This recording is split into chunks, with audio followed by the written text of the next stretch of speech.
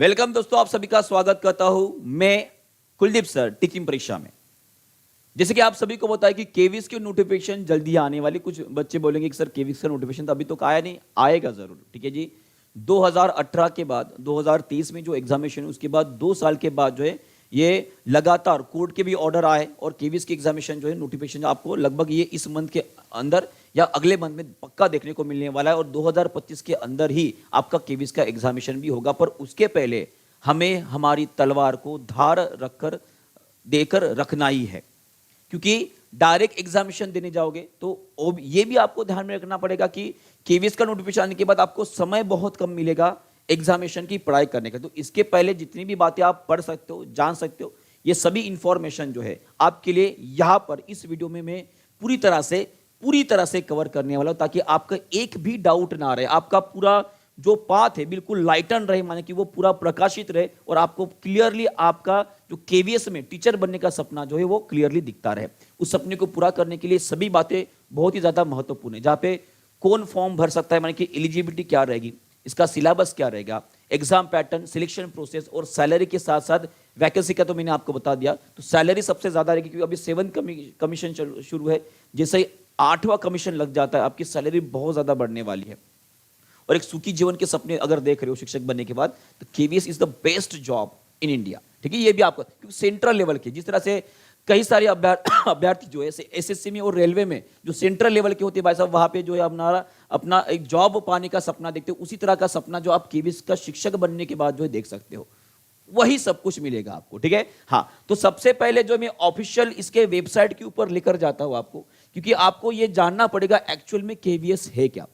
KVS जो है एक प्रकार की संस्था है जो हमारी गवर्नमेंट स्कूल्स होते हैं। ठीक है जी, कुछ चुनिंदा स्कूल जहां पे सिर्फ गवर्नमेंट एम्प्लॉय के बच्चे ही पढ़ते हैं। ठीक है जी, ये भी आपको ध्यान रखना है। उन स्कूलों में टीचर्स को हायर करने का काम हमारी केवीएस करते हैं।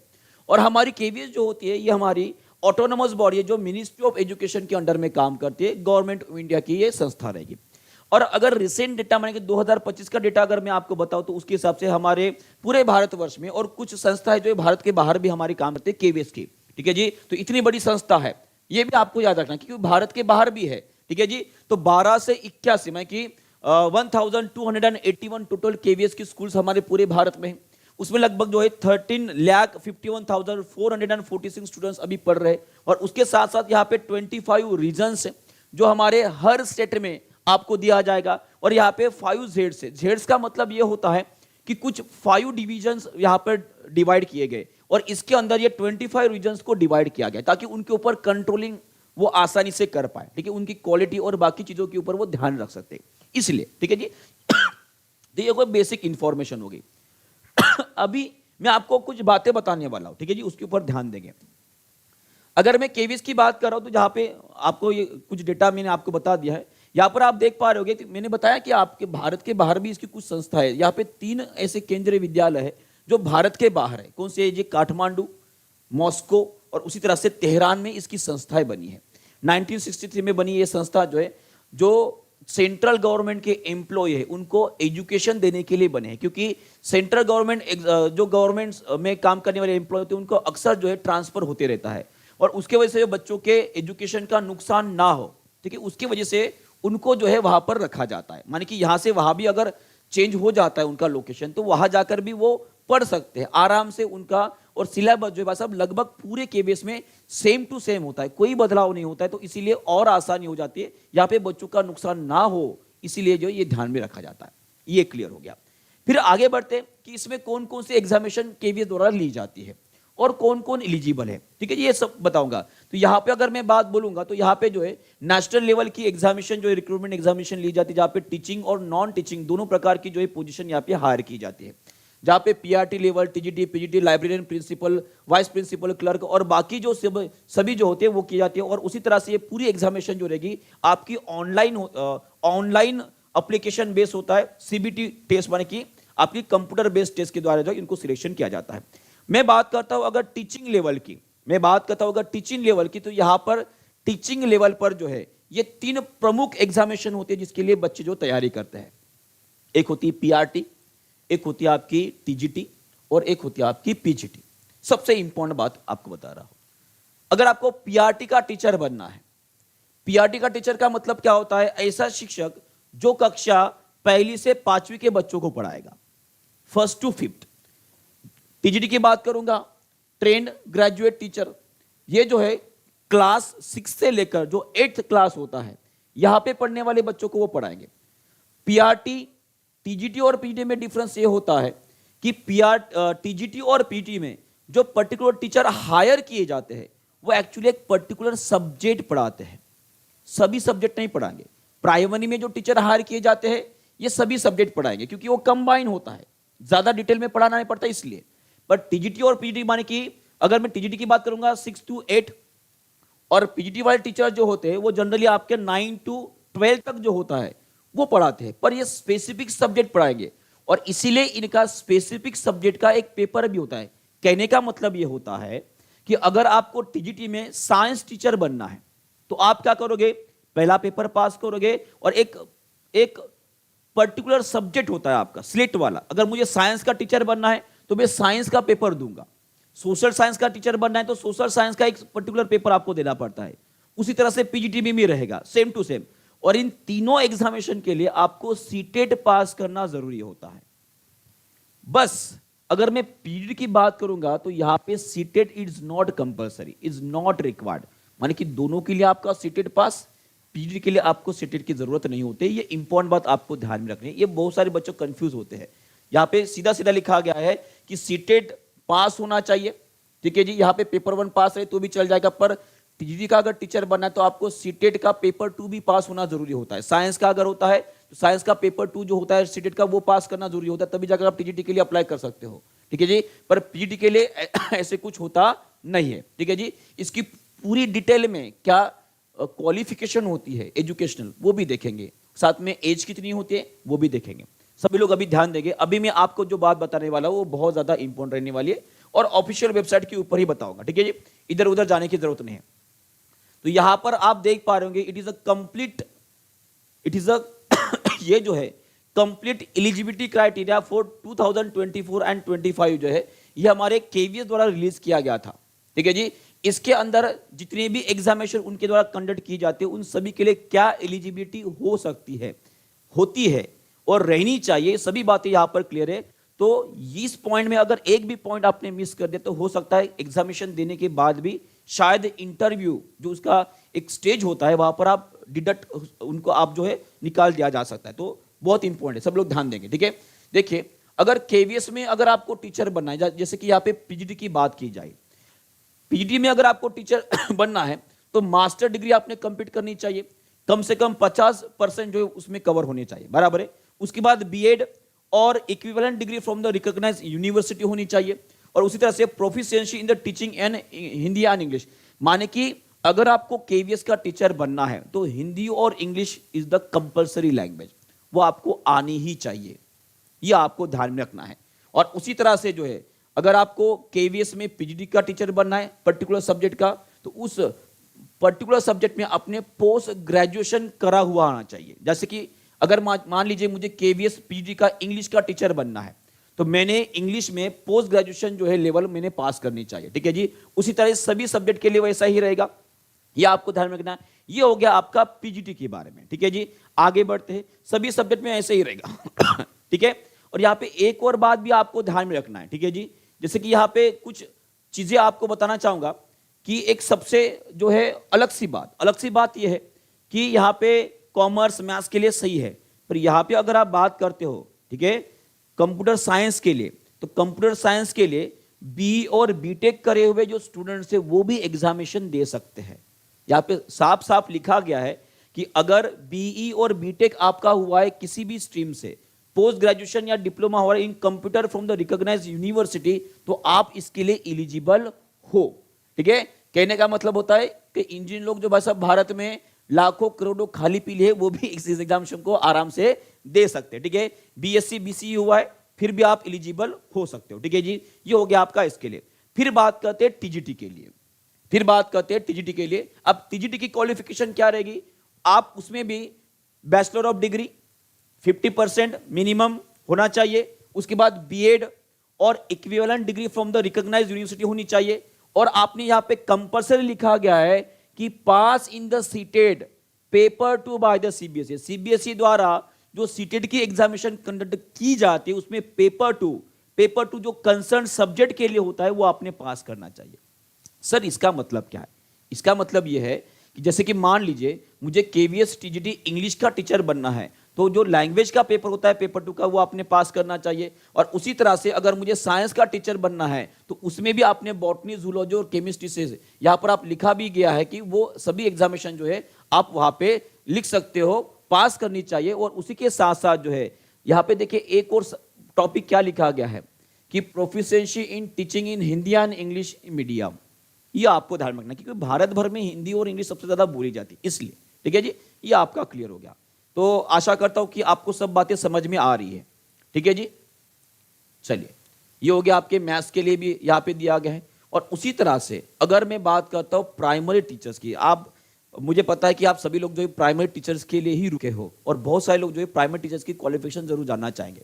ठीक है, अब यहां पर आप देख पाते हो अगर मुझे केवीएस में प्राइमरी टीचर बनना है तो उसके लिए क्वालिफिकेशन क्या रहेगा, सभी लोग ध्यान देंगे जी, बहुत इंपॉर्टेंट है। देखिए क्या होना चाहिए, इसेंशियल क्या है, senior secondary with at least 50 marks पास होना चाहिए, बराबर है। 2 ईयर का डिप्लोमा होना है, साथ में कंपलसरी है। सेकेंडरी विथ 50%, 2 ईयर का diploma in elementary education by whatever name known, यानी कि कोई भी आपका कहीं से भी संस्था में चलेगा। Senior secondary with at least 50% and 4 year bachelor of elementary education माने कि BLEd जो है वो आपका पास होना चाहिए। और देखो क्या क्या कितनी सारी कंडीशंस है, senior secondary at least 50% and 2 year diploma in education माने कि D.Ed होना चाहिए, बराबर है। उसी तरह से और graduation with at least 50% and bachelor of education B.Ed who has acquired a qualification of Bachelor of Education from the NCTE recognized institution shall be considered for the appointment। माने कि वो भी चलेगा, NCTE वाला भी चलेगा। As a teacher in class 1st to 5th provided the person so appointed as a teacher shall mandatory undergo 6-month bridge course in elementary education। यह बात आपको समझ में आ गया। अगर आपके एनसीटी से कोई कोर्स अगर किया है, बैचलर ऑफ एजुकेशन माने कि बीएड अगर किया है, तो उसमें आपको यह ध्यान में रखना है कि आपने उसके साथ साथ जो है जो 6 महीने का जो ब्रिज कोर्स प्रोवाइड किया जाता है वो आपने करके रहना चाहिए, तभी जाकर जो है आप जो है प्राइमरी टीचर के लिए अपॉइंट हो सकते हो। अगर आपका जो है ऑथेंटिक या बीएड जो है ऑथेंटिक इससे नहीं हुआ है, उसके लिए एनसीटी अगर आपने किया है तो उसके लिए कंडीशन रहेगी। और उसी तरह से एक मैंडेटरी कंडीशन यह रहती है सेकंड वाली कि आपने सेंट्रल टीचर एलिजिबिलिटी टेस्ट जो है वो पास होनी चाहिए।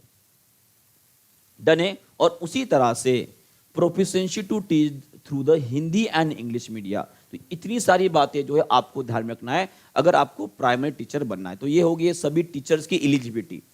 ये इतना डिटेल में आपको कोई नहीं बताने वाला, एक बार इसे देख लोगे पूरा पूरा समझ जाएगा।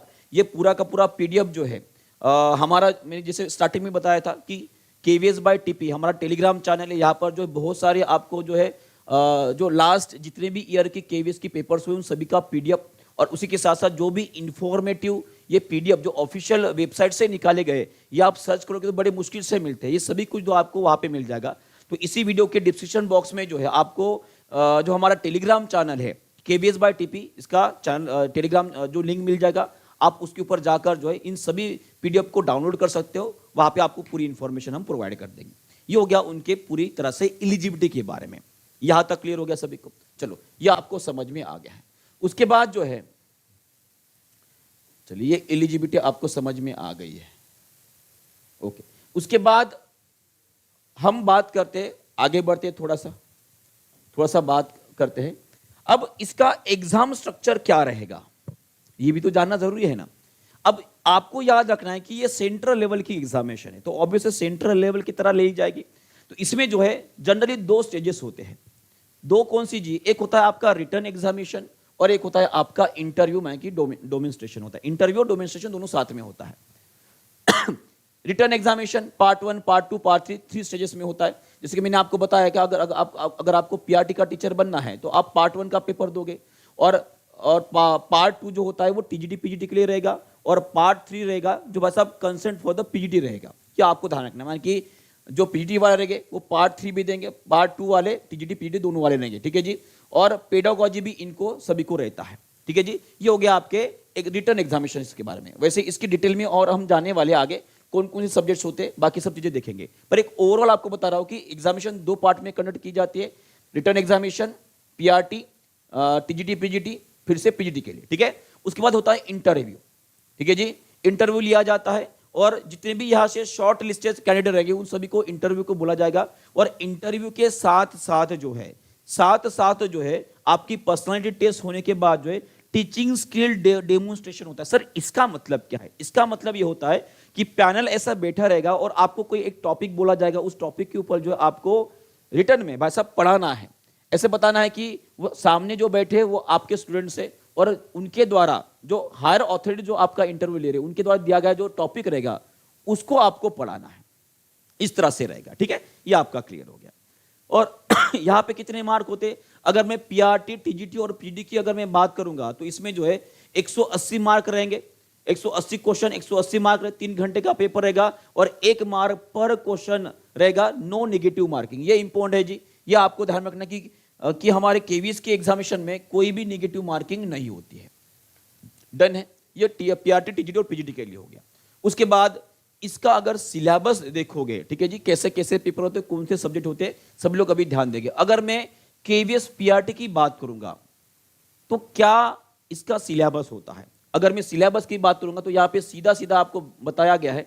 अगर मैं इसे जूम कर सकूं, हाँ, सभी लोग यहां पर ध्यान देंगे। यहां पर आप अगर मैं पीआरटी की बात कर रहा हूं तो यहां पे सीधा सीधा लिखा गया है, the subject specific syllabus include the concept of NCERT CBSE syllabus and for text book of class 1 to 5। माने कि अगर आपको पीआरटी का टीचर बनना है तो आपको 1 to 5 की एनसीईआरटी की जो बुक है वो पढ़नी है। साथ में यहां पे एक और बात इंपॉर्टेंट वाली मैं आपके साथ शेयर करना चाहूंगा। यहां पे साफ साफ लिखा है, the question will be testing the depth of understanding and application of this concept at the level of senior secondary. माने कि जो क्लास अप टू 12th है वहां तक लेवल के कंसेप्ट जो है आपको पूछे जा सकते हैं। यानी कि आपकी पीआरटी की भी अगर लेवल की तैयारी कर रहे हो, पीवाईक्यू पढ़ने के बाद आपको समझ में आ जाएगा, जी हाँ, किसी पहली से 5वीं कक्षा के एनसीईआरटी पढ़ने से आप केवीएस का टीचर नहीं बन पाओगे। और इसीलिए सभी के सभी पीवाईक्यूज पढ़ना बहुत जरूरी है। जब तक पीवाईक्यू नहीं पढ़ोगे तब तक डेप्थ ऑफ एग्जामिनेशन आप समझ में नहीं आएगा, ठीक है जी। ये वैसे भी हमारी वाईटी की क्लासेस शुरू होने वाले हैं जल्दी ही, तो उसमें ऊपर भी आप आकर जो है वो सभी बातें हम वहां पे क्लियर करने वाले हैं, ठीक है जी। हाँ, बात करते हैं हम केवीएस पीआरटी की। जो लेटेस्ट पैटर्न है 2023 के हिसाब से, अभी तक इसमें कुछ चेंज हुआ नहीं, एज इट इज चल रहा है, ठीक है जी। पार्ट 1 की बात करते हैं। हाँ, पार्ट 1 की अगर मैं बात करता हूँ यहाँ पे लैंग्वेज रहेगा, 10 मार्क रहेगा। उसके बाद पार्ट 2 की बात करते हो यहाँ पे जनरल अवेयरनेस, रीजनिंग और कंप्यूटर लिटरेसी रहेगी। पार्ट 3 की बात करूंगा तो बस पर्सपेक्टिव एजुकेशन एंड लीडरशिप। और पार्ट 4 जो रहेगा वो सब्जेक्ट कंसर्न रहेगा, जो 80 मार्क्स के लिए पूछा जाता है। सब्जेक्ट कंसर्न का मतलब क्या होता है आपको समझ में आया? सब्जेक्ट कंसर्न में जो है जनरली जो है आपके यही सब्जेक्ट जो है रखे जाते हैं। जैसे कि अगर इसकी बात करूंगा, ठीक है जी, ये आपको ध्यान में आ गया होगा, ये आपको ध्यान में आ गया होगा। सब्जेक्ट कंसर्न 80 मार्क का, टोटल मिला के कितने हो गए जी? टोटल मिला के 180 क्वेश्चन हो गए। 180 मिनट माने कि 3 घंटे आपको मिलने वाले, और हर क्वेश्चन के लिए आपको 1 मार्क मिलने वाला, माने कि 180 क्वेश्चन का मार्क्स का ये पेपर रहेगा। ये हो गया आपका केवीएस के लिए। पीआरटी के लिए अभी बात करते हैं टीजीटी की। ये जितना भी डेटा मैंने यहाँ पे डाला है सब ऑथेंटिक वेबसाइट से ही डाला है मैंने। यहाँ पे आप देख पा रहे हो ये पूरा का पूरा पीडीएफ का स्क्रीनशॉट ही है, ठीक है।